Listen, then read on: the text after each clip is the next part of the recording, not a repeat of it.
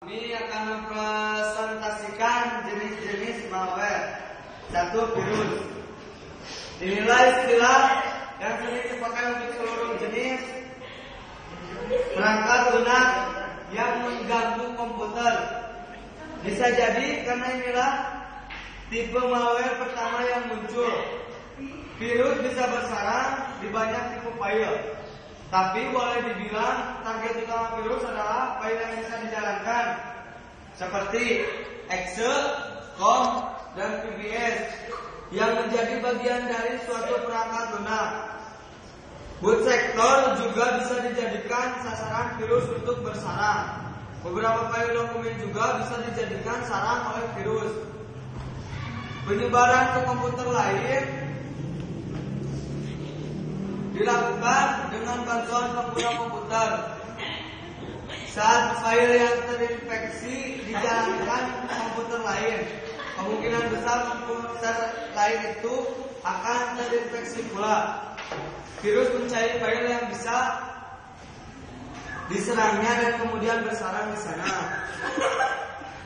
Bisa juga virus menyebar melalui jaring peer-to-peer yang sudah tak asing digunakan oleh berbagai file. Dan yang kedua, worm. Worm alias cacing, begitu sebutannya. Kalau virus bersarang pada suatu program atau dokumen, cacing-cacing ini tidak demikian. Cacing adalah sebuah program yang berdiri sendiri dan tidak membutuhkan sarang untuk menyebarkan diri. Hebatnya lagi, cacing bisa tidak memerlukan bantuan orang untuk penyebarannya melalui jaringan cacing atau bertelur.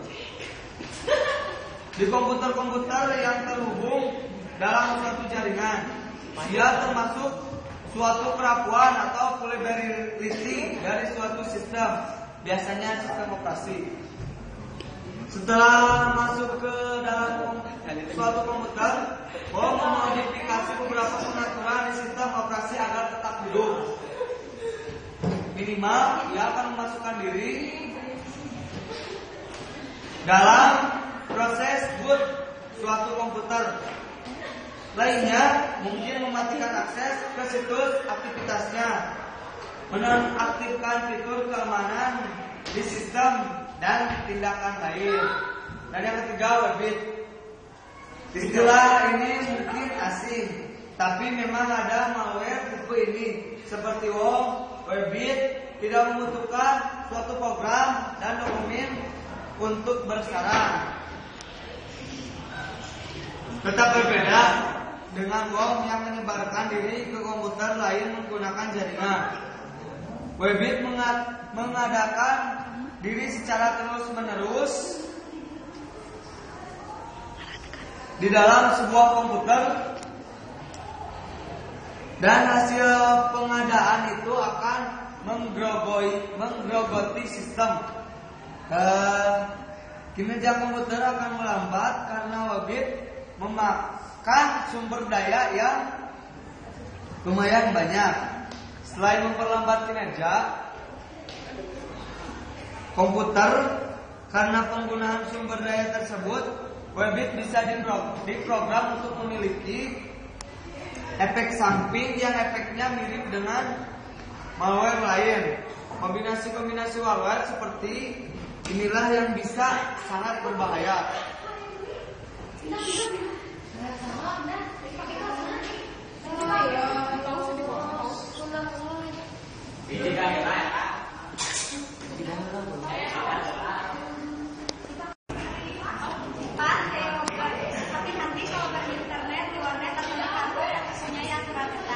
Bisa saja pada komputer itu diinstalasi suatu perangkat lunak yang dikenal dengan istilah keylogger yang mencatat semua tekanan tombol keyboard.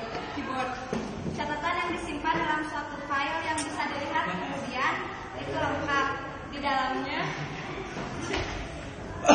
dalamnya bisa terdapat informasi seperti aplikasi, tempat penekanan nomor dilakukan, dan penekanannya. Dengan cara ini, seseorang bisa mengetahui username dan password dan berbagai informasi lain yang dimasukkan dilakukan dengan cara pengetikan. Pada tingkat yang lebih canggih, keylogger mengirimkan log yang biasanya berupa file teks itu ke seseorang. Tentu saja itu dilakukan tanpa sepengetahuan si korban. Pada tingkat ini pula, keylogger bisa mengaktifkan diri ketika pengguna komputer melakukan tindakan tertentu. Misalnya begini, ketika pengguna komputer membuka situs e-banking, keylogger aktif dan mencatat semua tekanan pada keyboard di situs itu dengan harapan nomor PIN yang dapat dicatat. Keylogger ini cukup berbahaya karena secara secanggih apapun enkripsi yang diterapkan oleh suatu website, password itu tetap dapat diambil. Pasalnya, password itu diambil sebelum sempat dienkripsi oleh sistem. Jelas dong? Keylogger merekam sesaat setelah password diketikkan dan belum diproses oleh sistem. 5. Browser hijacker.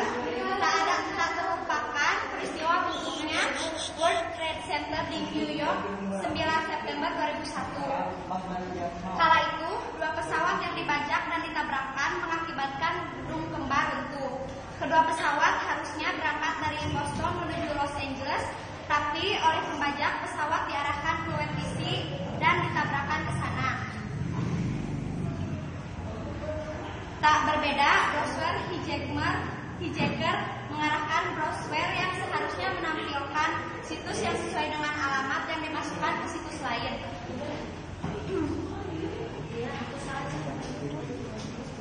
Itu contoh akibat yang paling parah dari penggunaan yang disebabkan oleh browser hijacker. Contoh lain yang bisa dilakukan oleh pembajak ini adalah menambahkan bookmark, mengganti homepage serta mengubah peraturan browser. Bicara mengenai browser, di sini boleh yakin 100% browser yang dibicarakan adalah Internet Explorer. Selain karena Internet Explorer adalah buatan Microsoft, raksasa penghasil perangkat lunak yang produknya sering dijadikan sasaran serangan hacker, Internet Explorer adalah browser yang paling banyak digunakan orang untuk berinternet. Tak heran, Internet Explorer telah menyatu dengan Windows, sistem operasi milik Microsoft yang banyak diserbu oleh hacker. Nah, sudah 10 tahun lamanya Yunani membunuh Troya dan diperlu untuk mengalahkan Troya itu ribuan. Yunani membangun sebuah patung kuda berukuran raksasa untuk dihadiahkan kepada Troya. Padahal dalam patung itu terdapat tentara Yunani bersembunyi. Sementara tentara Yunani yang membunuh Troya bersembunyi sehingga seolah-olah Yunani rela melepas Troya. Troya menerima patung kuda itu dan diletakkan di dalam benteng. Tengah malam pasukan Yunani keluar dari patung kuda dan merangsek dan berhasil merebut Troya. Istilah kuda Troya ini kemudian digunakan untuk malware yang seolah-olah merupakan program yang berguna, yang menghibur, yang menyelamatkan hal di balik itu dia merusak. Kuda ini bisa ditunggangi oleh malware lain seperti virus, worms, spyware. Troya dapat digunakan untuk menyebarkan atau mengaktifkan mereka.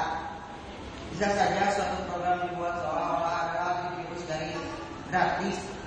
Memang program itu hapus suatu virus, tapi ternyata selain itu dia juga memasukkan virus lain ke dalam komputer. Bedanya dengan virus dan bom, Troya tidak dapat menggunakan tapi virus atau worm yang nebeng di dalamnya bisa saja.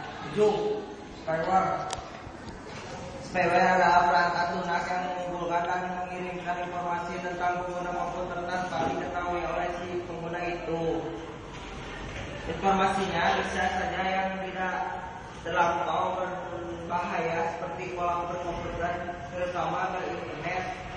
Seorang sampai yang berbahaya seperti pola berkomputer, terutama ke internet. Seorang sampai yang berbahaya seperti nomor kartu kredit, PIN untuk perbankan elektronik, banking, dan password suatu akun. Informasi tentang pola internet telah disebutkan tidak terlampau bahaya situs oleh si spyware. Selanjutnya, informasi itu digunakan untuk menampilkan iklan yang biasanya berupa jendela pop-up. Iklan itu berhubungan dengan kebiasaan seorang berinternet. Misalnya, kerap kali seorang mencari informasi mengenai kamera digital jendela popcorn yang muncul akan menampilkan misalnya suatu situs yang bertenaga kamera digital atau adalah istilah untuk spyware yang begini penyebaran spyware mirip dengan trojan. Contohnya Flashgate, ketika presiden yang thank you.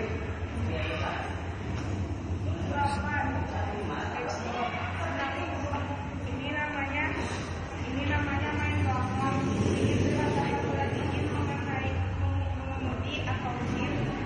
Daripada lewat produser standar yang mengharuskan tes ini dan tes itu, mendingan siapkan duit buat menyogok aparat.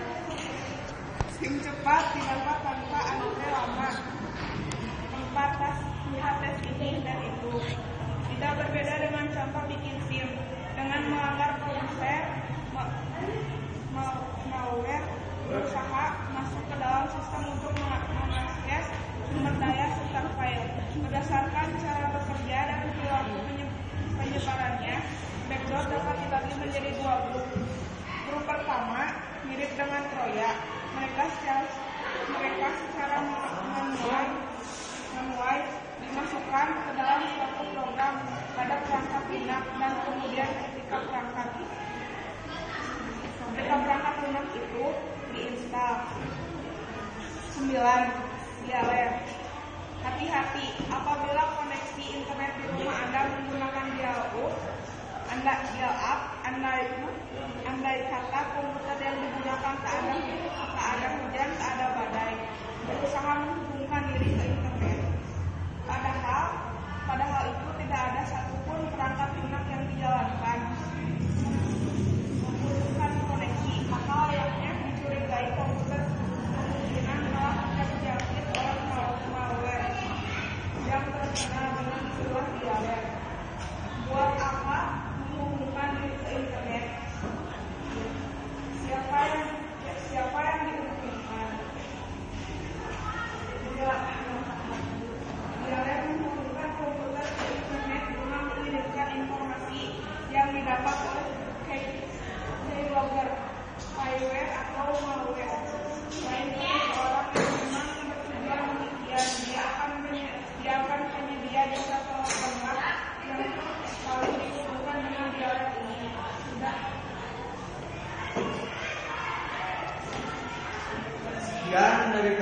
Sekian presentasi dari kami. Sampai jumpa. Goodbye.